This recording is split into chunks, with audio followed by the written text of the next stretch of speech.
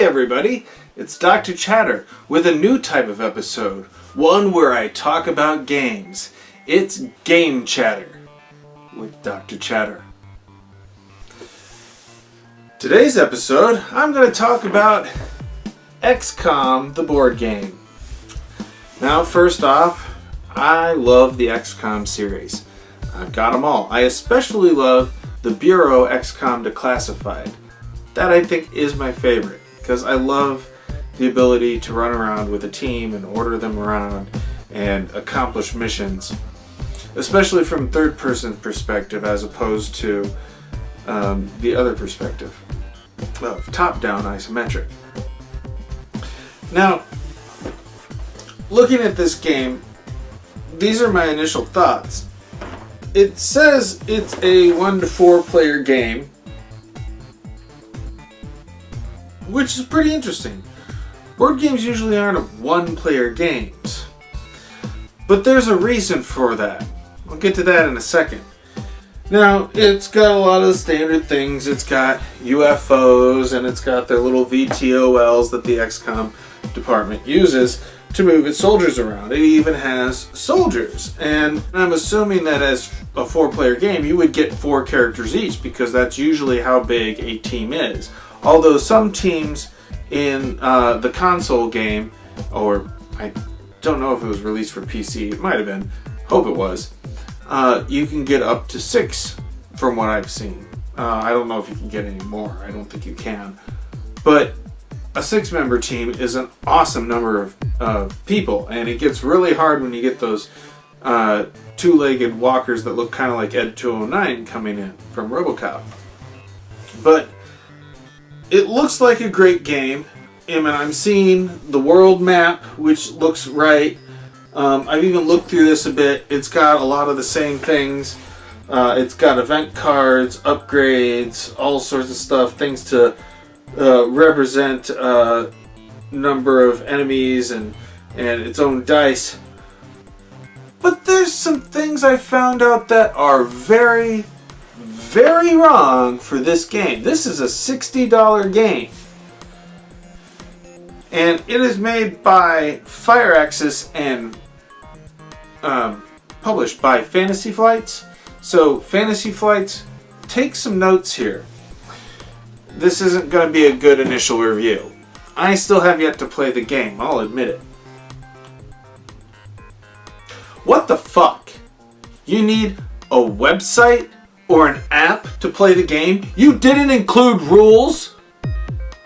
What the hell's wrong with you? That's the stupidest idea I've ever heard of. You could have at least made printed rules. Secondly, I do like the fact that you have a computer app and a website that runs the enemy forces. But you couldn't have a way to do that with the dice? With the way the rules work and the way the things operate? You couldn't have that already built in? I'm losing faith in your ability to make a board game.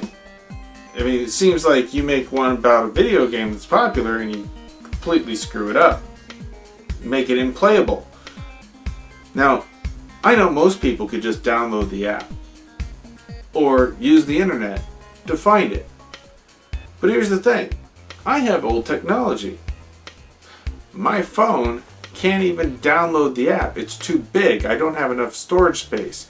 And I've really sparsed down the storage space that I use by deleting a lot of shit.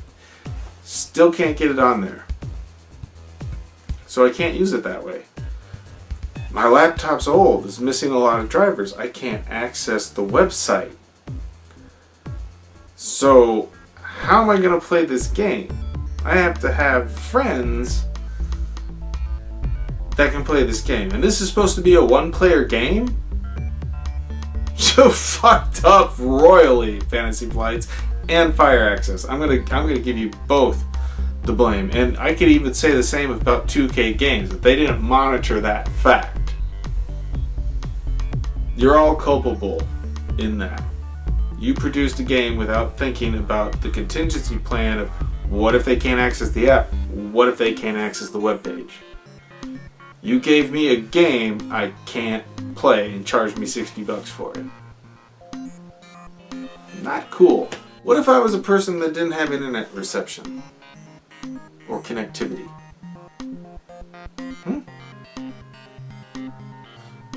What if I happen to be a person that has no cell phone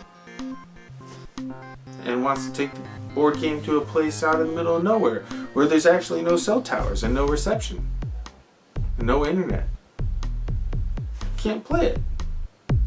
It's a useless game.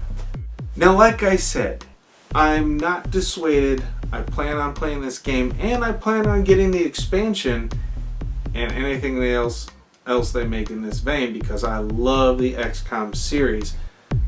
I had a college project where I worked on something similar, but it was supposed to be more of a first-person shooter than a tactical isometric view. Now, I want to play this game, but for now, I'm going to have to say, look guys, this just really isn't worth a $60 price. Even if it says it's a one-player game, it has no rules. You cannot play this without internet, without an app, without a computer, without electricity. That's bullshit. Bull fucking shit. A board game is meant to be a board game. Stand alone. You can buy the game, you can play the game. You can't play this game. When I do, I'll do another review. Until then, remember that knowledge changes the game.